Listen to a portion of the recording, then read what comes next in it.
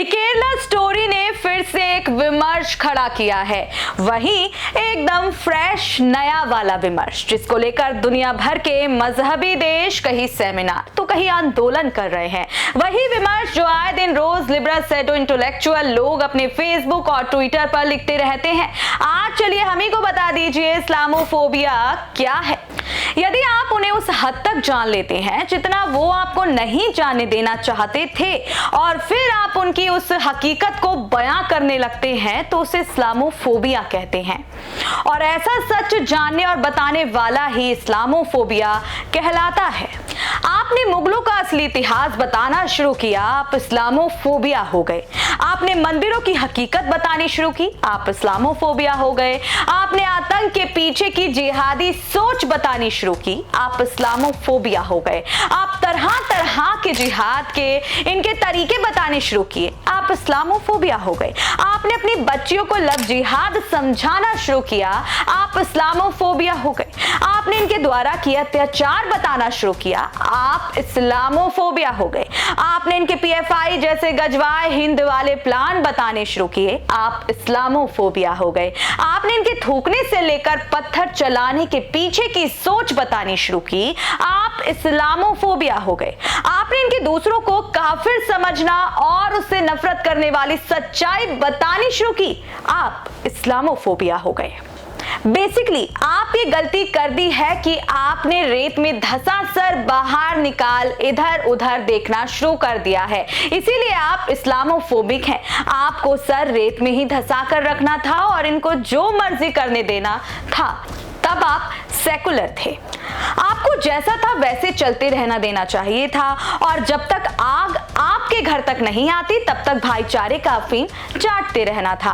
अब आपने सच जान इस्लामोफोबिया फैला दिया है, जिस वजह से ये बेचारे फिर इस देश में खतरे में हैं और क्रिया की प्रतिक्रिया की मजबूरी में सर तन से जुड़ा कर रहे हैं।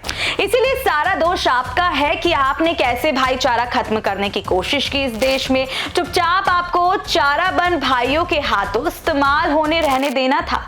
आपकी वजह से देश में लोकतंत्र मर चुका है, संविधान खत्म हो चुका है, सौहार्द की हत्या हो चुकी है।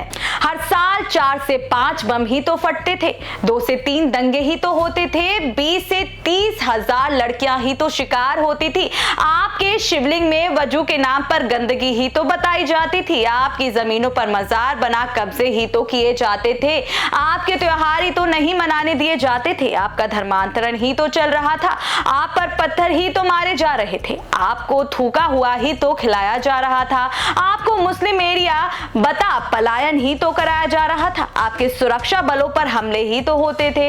अपनी ताकत दिखा आपके खिलाफ वाली सरकारें हो तो आया करती थी जो इनके लिए काम किया करती थी, लेकिन आपको ही जागृत होने का कीड़ा कट गया कि आपकी भी एक अस्तित्व है, आपकी भी कोई इज्जत है। इस वजह से आपने देश का सारा ताना बाना ही खत्म कर दिया।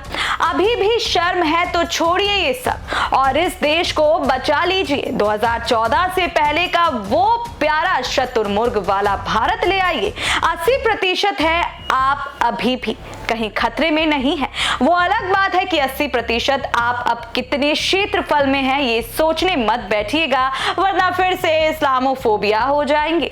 आप ये देखिए कि आपके घर में तो आग नहीं पहुंची है ना, तो फिर क्यों नफरत फैलानी। जब पहुंचेगी तो चल देना पलायन करके, पहले भी तो किया है, इसीलिए बड़ी बात नहीं है। आपके तो घर के बच्चे भी सुरक्षित ही हैं, वो कौन सा आज शिकार हो गए हैं। जिनके हुए हैं वो आपके रिश्तेदार लगते हैं, क्या जो उनके लिए आवाज उठाओगे।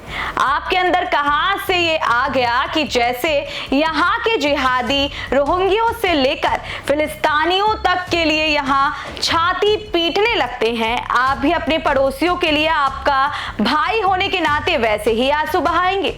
हम सिर्फ हिंदू हैं भाई, ये हिंदुत्ववादी मत बनिए, खुद की जिंदा लाश वाली पहचान जिंदा रखिए। कहां ये तत्व डाल रहे हैं अपनी पहचान पर। कभी सुना है कि व्यक्ति की पहचान उसके व्यक्तित्व से होती है, तो फिर हिंदू की कब से हिंदुत्व से होने लगी। इसीलिए दोनों को अलग अलग रखिए। बिना पहचान का हिंदू बने रहिए जैसा आज तक बने थे और जी भी रहे थे। और अगर ये नहीं कर सकते तो गर्व से कहिए कि हाँ, हमें इस्लामोफोबिया है। तो आपकी क्या राय है इस वीडियो पर कमेंट बॉक्स में जरूर बताइएगा। साथ ही ऐसी ही अपडेट्स पाने के लिए हमारे चैनल को आज ही सब्सक्राइब कर दीजिएगा। नमस्कार।